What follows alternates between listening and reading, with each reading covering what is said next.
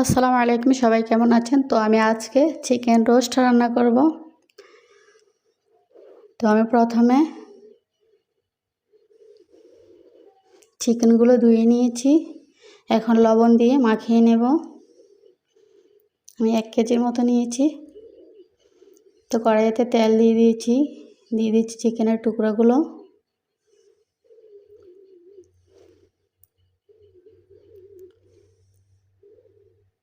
দিয়ে একটু ব্রাউন করে ভেজে নেব।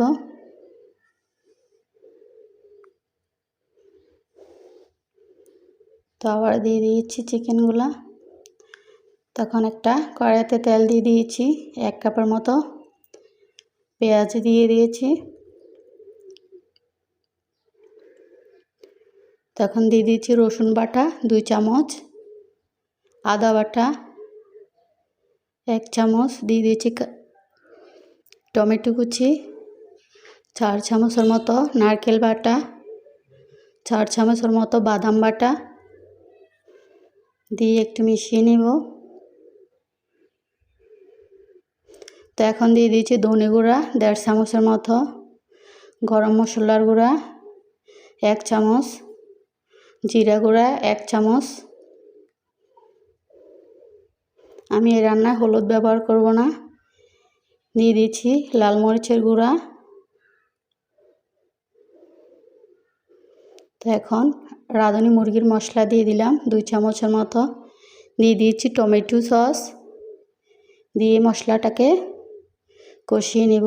দিয়ে দিলাম তেজপাতা, আস্ত কাঁচামরিচ দিয়ে ভালো করে কষিয়ে নেব। এভাবে কষালে ঘ্রাণটা ভালো আসে। তো এখন লিকুইড দুধ দিয়ে দিয়েছি পরিমাণ মতো।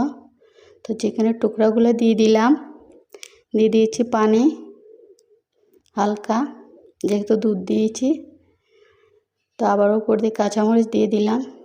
তো যেহেতু ব্রয়লার, এজন্য 10-15 মিনিট রান্না করলে হয়ে যাবে।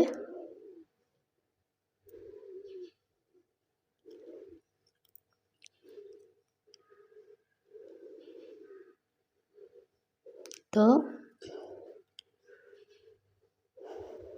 হয়ে গেল আমাদের চিকেন রোস্ট। তো কেমন লাগলো বলবেন, লাইক কমেন্ট শেয়ার দিয়ে দিবেন ভালো লাগলে।